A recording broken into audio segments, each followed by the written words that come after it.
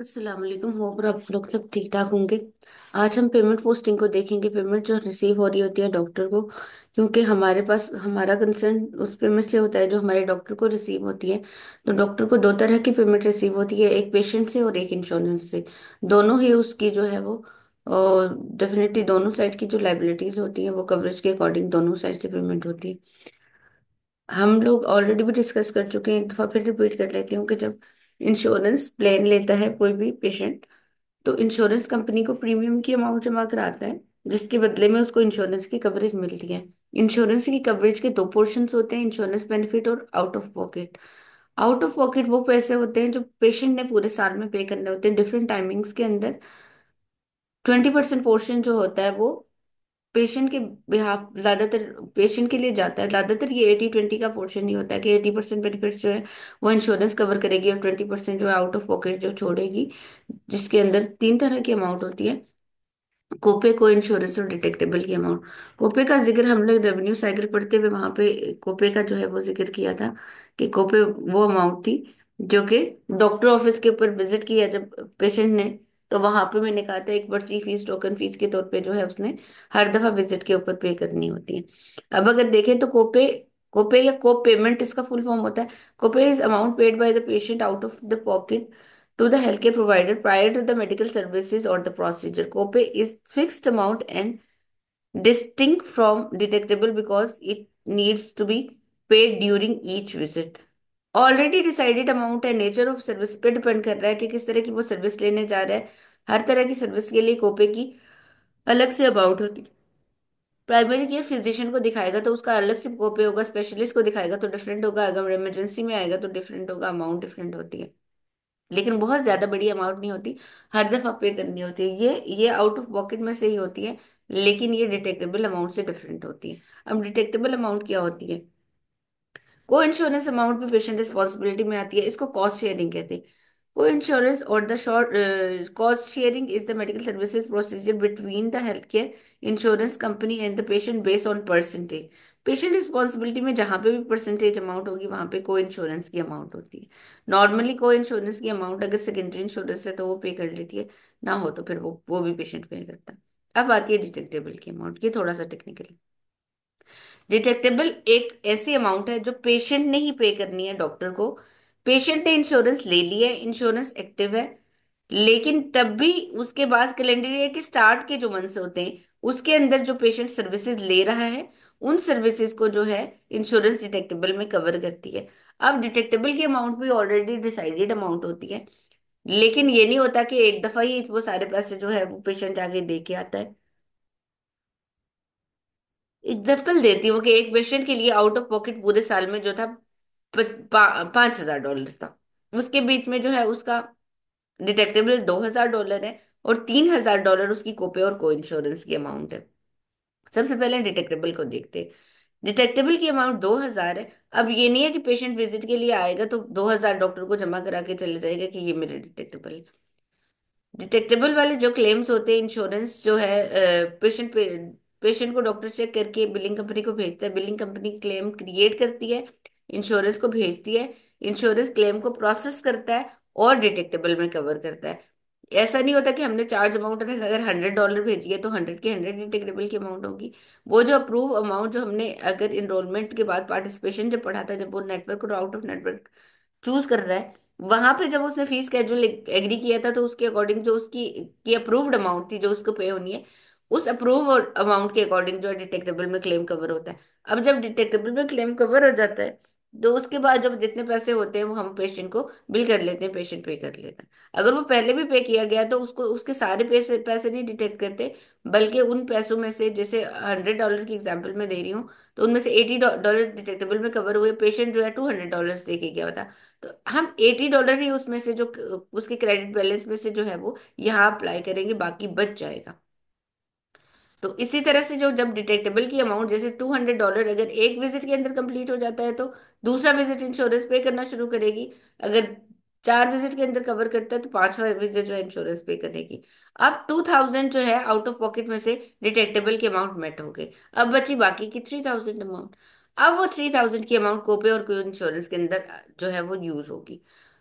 Insurance claim को process कर रही है, और प्रोसेस करने के बाद जो है पे करके पेशेंट रिस्पॉन्सिबिलिटी भी छोड़ रही है।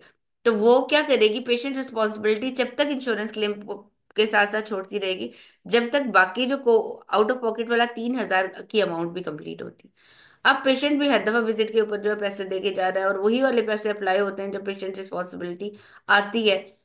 तो वो 2,000 भी फॉर एग्जाम्पल सितंबर अक्टूबर में खत्म हो गया, वो 3,000 की वो अमाउंट भी खत्म हो गई आउट ऑफ पॉकेट में से। 2,000 की डिटेक्टेबल तो पहली कैलेंडर ईयर के स्टार्ट के विजिट में कवर हो गई थी। तो $5,000 जो कि पेशेंट ने पूरे साल में पे करने थे, वो $5,000 उसने पे कर लिए। अभी कैलेंडर ईयर खत्म नहीं हुआ, अभी सितंबर अक्टूबर है। तो उसके बाद इंश्योरेंस ने क्लेम जब भी प्रोसेस करने हैं तो पूरे पे करेगी, उस पर कोई पेशेंट रिस्पॉन्सिबिलिटी नहीं छोड़ेगी, क्योंकि पूरे साल के लिए जितनी पेशेंट रिस्पॉन्सिबिलिटी थी पेशेंट वो पे कर चुका है। ये पेशेंट की पेमेंट होती है। उसके बाद हमारे पास आती है इंश्योरेंस की पेमेंट। इंश्योरेंस की पेमेंट आसान सी है। इंश्योरेंस की पेमेंट दो तरह से आती है, इलेक्ट्रॉनिक और पेपर। इलेक्ट्रॉनिक होता है इलेक्ट्रॉनिक रेमिटेंस एडवाइस, ERA। ये वो पेमेंट होती है जो डॉक्टर के अकाउंट में इलेक्ट्रॉनिकली ट्रांसफर होती है, जैसे हमारे बैंक से बैंक में ट्रांसफर हो जाती है कोई भी अमाउंट।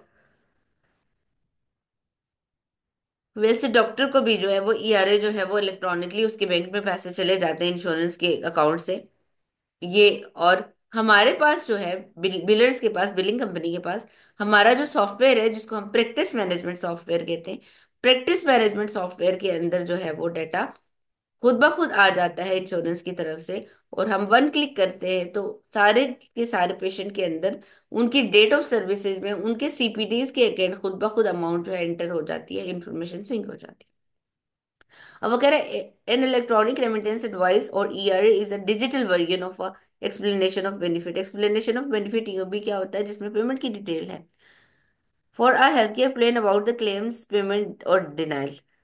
EOBs के अंदर या ERA के अंदर पेमेंट भी हो सकती है, डिनाइल्स भी हो सकती है। These files are usually used by the practices facilitate the billing companies to auto post claim payment into their system.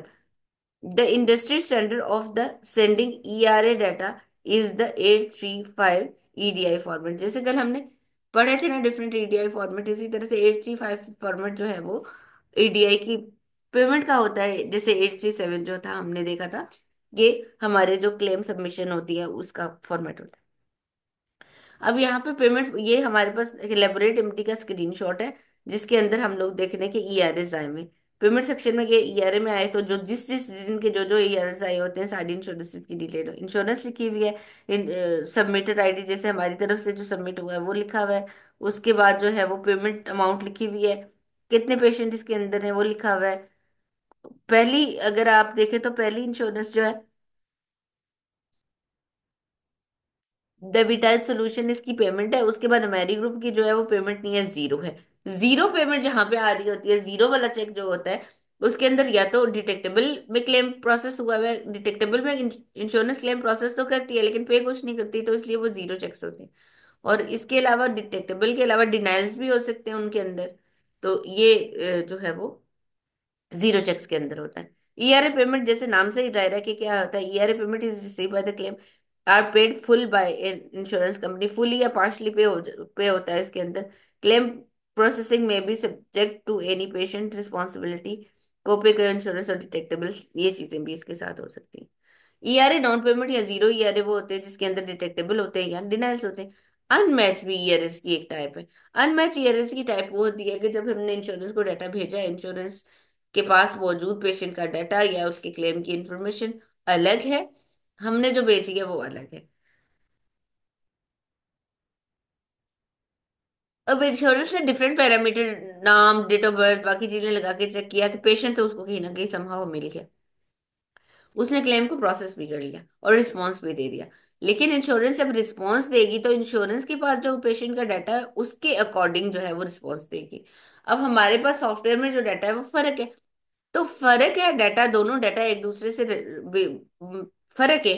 तो वो क्या होगा, इन्फॉर्मेशन ऑटो सिंक नहीं होती। इस तरह की इन्फॉर्मेशन की मैपिंग के लिए जरूरी होता है कि दोनों साइड पे डाटा बिल्कुल एक जैसा हो, तब इन्फॉर्मेशन सिंक होती है। तो इस सिनेरियो में इन्फॉर्मेशन सिंक नहीं हो रही होती तो हम लोग क्या करते हैं, मैनुअल पोस्ट करते हैं ERA अननेचुरल। फायदा क्या होता है ERA का, जाहिर है इलेक्ट्रॉनिक रेमिटेंस डिवाइस है तो सेफ है, कन्वीनियंट है, अल्टरनेटिव टू पेपर रिपोर्ट है, eliminate manual posting, save time and efforts, reduce posting error और इंक्रीज एफिशिएंसी और द कॉस्ट सेविंग। अब आया ईओबी, एक्सप्लेनेशन ऑफ बेनिफिट। हमने कल देखा था कि ईडीआई के थ्रू क्लेम सबमिट हो रहे हैं तो उनके ईआरएस आ रहे हैं, और जिन जिन इंश्योरेंसेस के ईडीआई सेटअप्स नहीं बने हुए तो जाहिर है इलेक्ट्रॉनिक तो उनकी पेमेंट नहीं आ सकती, तो उनकी पेमेंट जाती है चेक की सूरत में। इंश्योरेंस क्या करती है, चेक रिलीज करती है डॉक्टर के नाम पे, जो डॉक्टर आ जाता है अपने बैंक में जमा कराता है, 2 बिजनेस डेज के अंदर कैश होते हैं। अब ये होता है कि जो चेक्स आते हैं, चेक्स के साथ पेमेंट की डिटेल भी आती है कि किन किन पेशेंट की किन किन सर्विसेज के अगेंस्ट की पेमेंट है। तो उस पेमेंट को कहते हैं ईओबी, एक्सप्लेनेशन ऑफ बेनिफिट। ये एक ईओबी है इंश्योरेंस की। और ये एक पेपर चेक है। पेपर चेक इस तरह से आते हैं और उसकी डिटेल जो है इस तरह से आती है। मैं आपको ईओबी दिखा भी देती हूँ, एक और दिखा देती हूँ। ये एग्जाम्पल ईओबी है, इसमें अगर आप देखें तो यहाँ पे हमारे पास जो है, वैसे तो इसमें चेक्स वगैरह की डिटेल भी लिखी होती है, लेकिन ये सिंपल ईओबी है तो इसमें चेक्स की डिटेल नहीं लिखी हुई, लेकिन प्रीवियस मैंने आपको जो स्लाइड के अंदर दिखाई है उसके अंदर जो है वो चेक्स वगैरह की डिटेल लिखी हुई है। यहाँ पे डेट ऑफ सर्विस क्या होगी, क्या प्रोसीजर परफॉर्म किया गया, क्या क्लेम की अमाउंट कितनी सबमिट की थी, कितनी अप्रूव्ड हुई है, कितनी अलाउड थी, कितनी जो है वो पे होगी, पे कितनी हुई है, सारी डिटेक्टेबल है, को इंश्योरेंस है, पेमेंट वगैरह, ये सारी डिटेल जो है इस तरह से ईओबी में लिखी होती है।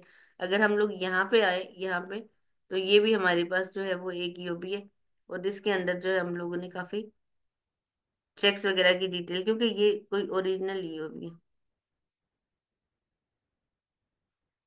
यहाँ पे अगर देखें तो ये इंश्योरेंस का नाम लिखा हुआ है, क्लेम नंबर लिखा हुआ है, चेक नंबर कौन सा है, किस डेट को ये इशू हुई थी, किस पेशेंट की है, पीएचआई है ना इसके अंदर, तो इसलिए सैंपल यूबीसी दिखाते हैं हम।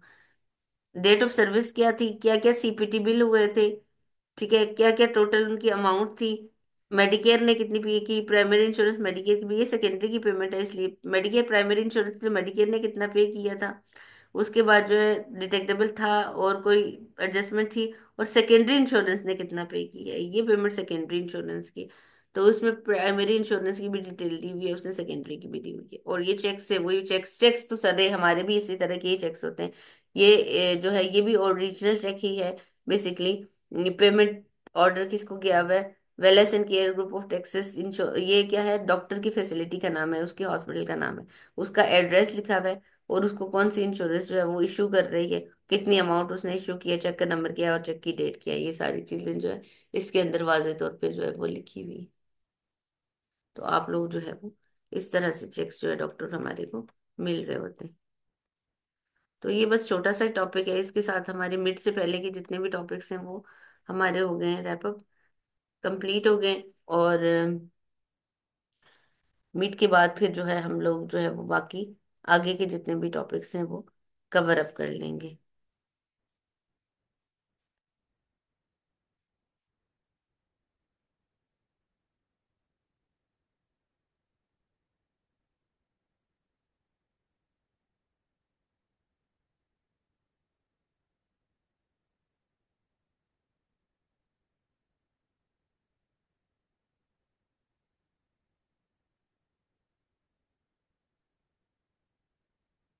हम अभी तक जो है टॉपिक जो जो जो हम लोगों ने डिस्कस किए हैं वो है revenue cycle management, medical coding, patient demographic, super bill, claim submission, claim rejection, payment posting. इसके अलावा हम लोगों ने देखा है बिलिंग प्रोविजन, यानी मेडिकल बिलिंग जो हेल्थ केयर प्रोवाइडर्स थे उनके बारे में। फिर हम लोगों ने देखा है जी हिपा कंप्लायंस, इंश्योरेंसेस देखी हैं, और उसके साथ प्रोवाइडर की एनरोलमेंट और पार्टिसिपेशन देखी है। इनमें से कुछ टॉपिक्स को मैं अभी इंश्योरेंसेस को एक दफा हम लोग देख लेते हैं, और बाकी रिमेनिंग जो है थोड़ा सा टाइम जो है बचा हुआ है इसको हम यूटिलाइज करते हैं, वेस्ट नहीं करते। रिवीजन, रिवीजन के टॉपिक्स में से इंक्लूडेड है ये। तो इंश्योरेंसेस को देख लेते हैं, बाकी जो रिमेनिंग होंगे कल हम लोग उनको जो है उनका ओवरव्यू कर लेंगे। इंश्योरेंसेस के अंदर हमने देखा था कि लाइफ इंश्योरेंसेस किसी कैजुअलिटी की सूरत में जो है बेनिफिशियरीज को कंपनसेट कर रही होती है।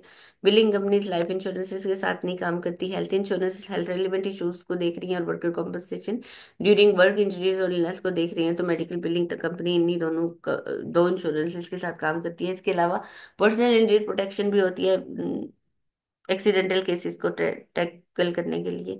दो तरह की इंश्योरेंसेस होती हैं, गवर्नमेंट की और प्राइवेट। गवर्नमेंट इंश्योरेंस को हम फेडरल इंश्योरेंसेस कहते हैं और प्राइवेट इंश्योरेंसेस को हम कमर्शियल इंश्योरेंसेस कहते हैं। गवर्नमेंट इंश्योरेंसेस के अंदर Medicare, Medicaid, state children health insurance हो गई, department of defence, Tricare, Tricare for life है, वेटरन हेल्थ सर्विसेज और इंडियन हेल्थ सर्विसेज है। इसके अलावा मैंने कहा था कि फेडरल एम्प्लॉई बेनिफिट प्लान और federal worker compensation federal employees के लिए भी कुछ प्लान रिसेंटली आए थे। मेडिकेयर की सबसे बड़ी इंश्योरेंस है, ज्यादातर लोग जो है इसके अंदर कवर होते हैं। मेडिकेयर के लिए क्वालिफाई करने वाले लोग वो होते हैं जिनकी उम्र 65 या उससे अबव होगी, और उस या फिर रेलवे डिपार्टमेंट रेलरोड के रिटायर्ड लोग होंगे। अगर 65 से कम में तो किसी डिसेबिलिटी का शिकार होंगे या एंड स्टेज डिजीज पे होंगे। एंड स्टेज डिजीज वो होती है जो लाइलाज बीमारियां होती है, टर्मिनली इल उनको हम कहते हैं। तो मेडिकेयर के लिए क्वालिफाई करेगा। मेडिकेयर बड़ी इंश्योरेंस है, इसके डिफरेंट पार्ट्स हैं। हम सर्विसेज बिल करते हुए ये देखेंगे कि हम मेडिकेयर का कौन सा पार्ट बिल करने जा रहे हैं। पार्ट ए के अंदर इन पेशेंट या हॉस्पिटल बिलिंग होती है। पार्ट बी के अंदर आउट पेशेंट या मेडिकल बिलिंग होती है। पार्ट सी के अंदर मैनेज केयर प्लान या एडवांटेज प्लान होते हैं जिनमें ए बी दोनों ही पार्ट कवर हो जाते हैं। अब मैनेज केयर प्लान वो कमर्शियल इंश्योरेंसेज होती हैं जो मेडिकेयर के बिहाफ में मेडिकेयर का बर्डन रिड्यूस करने के लिए सर्विसेज दे रही होती हैं। और पार्ट डी के अंदर प्रिस्क्रिप्शन ड्रग यानी फार्मेसी होती है। मेडिकेयर और रोल रोड मेडिकेयर के कार्ड बिल्कुल एक जैसे होते हैं, आईडी बिल्कुल एक जैसा होता है, कार्ड में थोड़ा सा स्लाइटली फर्क होता है। हम एलिजिबिलिटी ही देके तो डिस्टिंग करते हैं कि इसके पास रेल रोड वाला प्लान है या सिंपल वाली मेडिकेयर, क्योंकि दोनों के पेयर आईडी डिफरेंट होते हैं तो उनको इलेक्ट्रॉनिक एड्रेस डिफरेंट होते हैं क्लेम सबमिट कराने के लिए। उसके बाद मेडिकेड की इंश्योरेंस है। मेडिकेड की इंश्योरेंस लो इनकम लोगों के लिए, प्रेग्नेंट वुमेन के लिए, चिल्ड्रन जो पुअर चिल्ड्रन होते हैं उनके लिए होती है। इसके अलावा 65 से अबव डिसेबल लोग भी मेडिकेड के लिए क्वालिफाई करते हैं। मेडिकेयर और मेडिकेड दोनों गवर्नमेंट की इंश्योरेंस है, दोनों के ही मैनेज केयर प्लान्स होते हैं। मेडिकेयर और मेडिकेड के अंदर मेनली डिफरेंस ये है कि मेडिकेयर की insurance administrative by federal government है, तो पूरे यूएस के अंदर इसके रूल एंड रेगुलेशन चेंज नहीं होते। लेकिन मेडिकेड की इंश्योरेंस एडमिनिस्ट्रेटिव बाय स्टेट है, तो स्टेट टू स्टेट इसके रूल रेगुलेशन फीस शेड्यूल वगैरह फर्क हो जाते हैं। उसके बाद हमने मैनेज केयर प्लान्स देखे थे। मैनेज केयर प्लान्स में HMO, PPO, POS different plan थे। एचएमओ प्लान सस्ते प्लान थे, पीपीओ महंगे प्लान थे। एचएमओ प्लान के अंदर प्राइमरी केयर फिजिशियन चाहिए था, पीपीओ के अंदर नहीं चाहिए था। एचएमओ प्लान के अंदर रेफरल चाहिए था स्पेशलिस्ट के पास जाने के लिए, पीपीओ प्लान में नहीं चाहिए था। एचएमओ प्लान नेटवर्क में कवर करता था, आउट ऑफ नेटवर्क सिर्फ इमरजेंसीज कवर कर रहा है। PPO plan network out of network दोनों कवर कर रहा है।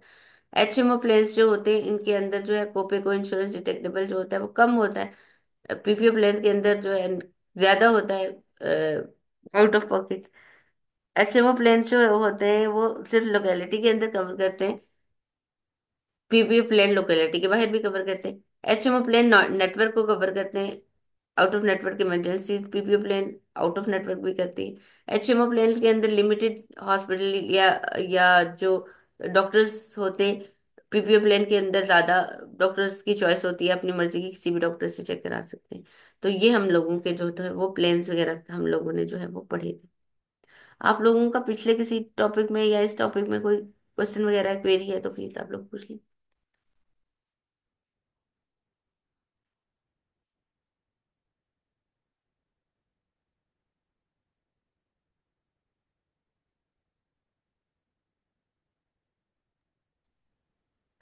अस्सलाम वालेकुम मैम। वालेकुम अस्सलाम। मैम ये DX पॉइंटर ये क्या चीज़ है? डीएक्स कोड डायग्नोस्टिक कोड है, जो आईसीडी कोड हम लोगों ने पढ़े थे। पॉइंटर का मतलब होता है कि किस तरह से उसको लगना है, यानी पहले कौन सा डीएक्स लगेगा, दूसरा कौन सा टीएक्स लगेगा, ये चीज होती है। जब हम क्लेम सबमिट कराते हैं ना, कुछ कुछ कुछ ऐसे डायग्नोस्टिक कोड होते हैं जिनको प्राइमरी हम नहीं लगा सकते, सेकेंडरी लगा रहे होते हैं, तो उसको हम लोग पॉइंटर सेटिंग कहते हैं। और डीएक्स आईसीडी कोड्स हैं, बीमारियों के कोड, तो उनको। हमें कैसे पता चलेगा मैम कि ये मतलब पहले कौन सा लगा है? इसके लिए कोई खास फार्मूला है? इसके लिए कोडिंग इंस्ट्रक्शंस होती हैं, कोडिंग टीम आपको गाइड कर सकती है। वैसे कोडिंग के सॉफ्टवेयर्स भी होते हैं, एक कोडिफायर, इनकोडर प्रो, इनसे सीआई एडिट, उनके अंदर जब डीएक्ससीपीटीज डालते हैं तो वो बता देते हैं कि किस सीक्वेंस के साथ जो लग सकते हैं, पहले कौन सा जाता है दूसरा कौन सा जाता है। एग्जाम्पल देती सही हूँ। है मैम, थैंक यू। एग्जाम्पल मैं आपको देती हूँ। जैसे एक बंदा बीमार हुआ है ना, मैंने कहा है कि मैं मुझे खांसी है, मुझे फ्लू हो रहा है, मुझे इस तरह से ये साइन सिम्टम्स है, मेरी बीमारी नहीं है। इतना तो पता ही होगा कि टेम्परेचर कोई बीमारी नहीं होती, वो हमेशा वो साइन होता है किसी चीज का। अब सही क्या है में। कि मैं ये कह रही हूँ कि ना मुझे तो डॉक्टर ने क्या किया, मुझे स्क्रीनिंग की है, स्क्रीनिंग की है किसी चीज के लिए। अब क्या हुआ, स्क्रीनिंग उसने करके तो मुझे डायग्नोस हो गया कि भाई मुझे तो मलेरिया हो गया या मुझे तो कोविड हो गया। अब कोविड हो गया तो वहां पे स्क्रीनिंग उसने पहले की थी, अगर तो मुझे कोविड डायग्नोस नहीं हुआ था ना, तो तब वो स्क्रीनिंग लगा रहा था, स्क्रीनिंग का ही डीएक्स की जगह स्क्रीन वो लगा रहा था कि मतलब साइन सिम्टम्स लगा रहा था मेरी, कि फ्लू है, टेम्परेचर है, ये वाली चीजें। अब क्या हुआ है कि डॉक्टर ने क्या किया है, डॉक्टर ने चेक कर लिया तो मेरी बीमारी डायग्नोस्ड हो गई है। तो मेरी बीमारी की इंपॉर्टेंस ज्यादा है या मेरे साइन सिम्टम्स की इंपॉर्टेंस ज्यादा है? ऑफ कोर्स मेरी बीमारी, क्योंकि वो डायग्नोस हो गई है तो वहां पे साइन सिम्टम की वैल्यू तो नहीं रही, क्योंकि वो साइन सिम्टम जिस बीमारी की थी, बीमारी मुझे मिल मिल गई है डॉक्टर को। तो फिर वो मेरी बीमारी को लगाएगा प्राइमरी, उनके उसमें मेरे साइन सिम्टम्स को लगाने की जरूरत नहीं है। लेकिन मेरी बीमारी जब तक डायग्नोस नहीं होगी, वो साइन सिम्टम्स लगेंगे, इस तरह की चीज होती है। बिलिंग भी टेक्निकल चीज होती है ना, उसको उस लिहाज से देख, मतलब उसको उस लिहाज से समझना पड़ता है हमें। तो अब ये वाली चीजें हमें कैसे पता चलेगी, ये सवाल पैदा होता है। तो ये वाली चीजों के लिए ही कोडिंग टीम होती है, जो कोडिंग टीम होती है बेसिकली ये इन्हीं चीजों के लिए हेल्प आउट करती है। और अगर कोडिंग टीम मौजूद ना हो, तो कोडिंग के सॉफ्टवेयर्स होते हैं, सॉफ्टवेयर में जब हम डीएक्ससीपीटीज डालते हैं वो बता देते हैं कि इसके साथ इसको कैसे प्राइमरी सेकेंडरी किसको लगाएंगे, और इसके साथ कौन सा मॉडिफायर जाना चाहिए, नहीं जाना चाहिए, ये सारी चीजें हम उन सॉफ्टवेयर्स की मदद से भी जान सकते हैं।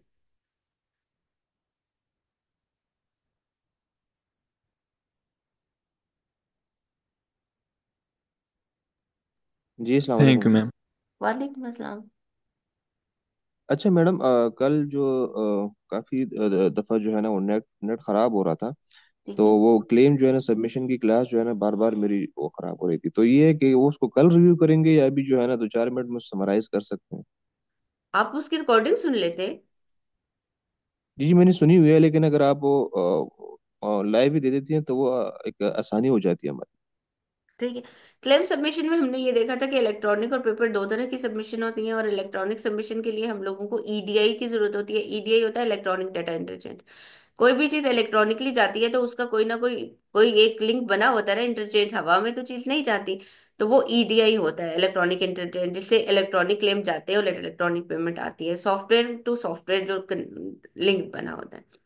अब हमने कहा था कि जो इलेक्ट्रॉनिक सबमिशन होती है वो दो तरह की होती है। एक डायरेक्ट सबमिशन होती है कि हमारे सॉफ्टवेयर से इंश्योरेंस के सॉफ्टवेयर में डायरेक्टली क्लेम जो है डीआई के थ्रू चला गया।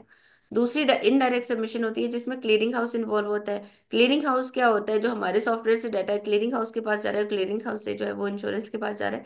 वो एक इंटरमीडिएट बॉडी है जिसका काम है फिल्टर आउट करना क्लेम को। क्लेम के अंदर कोई एरर होगा तो फौरन रिटर्न कर लेगा कि सही करके भेजो, ताकि पेमेंट के लिए कंसिडर हो जाए। तो ये इनडायरेक्ट सबमिशन होती है। उसके बाद हम लोगों ने देखा था कि जो हमारी सबमिशन का फॉर्मेट होता है, 837 फॉर्मेट होता है क्लेम सबमिशन के लिए। उसमें हमारे पास तीन तरह के क्लेम सबमिट होते हैं, प्रोफेशनल, इंस्टीट्यूशनल और जो है डेंटल। प्रोफेशनल बिलिंग उसको कहते हैं जो ओपीडी की बिलिंग होती है, जहाँ पे पेशेंट ने स्टे नहीं किया हॉस्पिटल के अंदर, 24 आवर से कम रहा। तो उसमें 837 के साथ प्रोफेशनल है तो उसके साथ पी लगता है, इंस्टीट्यूशनल एडमिट पेशेंट के लिए होता है तो उसके साथ आई लगता है, और डेंटल क्लेम्स है तो डी लग रहा होता है। ईडीआई फॉर्मेट हर ईडीआई के थ्रू जो भी फाइल जारी होती है उसका एक स्पेसिफिक फॉर्मेट होता है। फिर उसके बाद हम लोगों ने देखा था कि पेपर सबमिशन क्या है। वो क्लेम जो हमारे सॉफ्टवेयर में बने हुए होते हैं, बैकएंड पे ये डिफरेंट फॉर्म्स के अंदर सेव होते हैं। जो प्रोफेशनल बिलिंग होती है उनके लिए सीएमएस 1500 फॉर्म होता है। सीएमएस एक ऑर्गेनाइजेशन का नाम है, centre of Medicare and Medicaid services. इसका नाम पहले हुआ करते था हेक्फा, हेल्थ केयर फाइनेंशियल एडमिनिस्ट्रेशन। तो उस वक्त सीएमएस 1500 का नाम हेक्फा 1500 था। तो अभी भी किसी किसी सॉफ्टवेयर में हेक्वा ही लिखा हुआ होता है, तो हेक्वा 1500 हो या सीएमएस 1500 हो, ये एक ही फॉर्म का नाम है। ये जो प्रोफेशनल बिलिंग के लिए जा रहा होता है। उसी तरह से जो इंस्टीट्यूशनल बिलिंग के लिए यानी एडमिट पेशेंट के लिए बिलिंग जारी होती है, वो जाती है यूबी 04 फॉर्म पे। ये फॉर्म्स के नाम है। उसका सीएमएस फॉर्मेट 1450 है, सीएमएस 1450। इसमें एडमिट पेशेंट्स की जो है डिटेल जारी होती है। अब जब हम ईडीआई के थ्रू सबमिट कराते हैं तो ये फॉर्म्स जो होते हैं ईडीआई के थ्रू इंश्योरेंस के पास चले जाते हैं। लेकिन जब हमने पेपर क्लेम बनाना होता है, पेपर क्लेम सबमिट कराना होता है, तो यही फॉर्म हमने जो सॉफ्टवेयर में बनाया होता है, क्लेम क्रिएट किया होता है, बैकएंड पे ये फॉर्म सेव होते हैं, इन्हीं को हम पीडीएफ की फॉर्म में निकाल के फैक्स करा देते हैं। और ज्यादातर हम यहाँ से पाकिस्तान से फैक्स ही कराते हैं। अगर हमारी पोस्टल एड्रेसेस के पे ऊपर कोई इन्फॉर्मेशन जाना लाजमी हो, तो फिर वो हम अपनी यूएस टीम्स की हेल्प लेके तो पोस्टल एड्रेसेस के ऊपर जो है वो भिजवाते हैं क्लेम। तो ये हम लोगों ने बेसिकली सबमिशन के अंदर ये वाली चीजें देखी थी।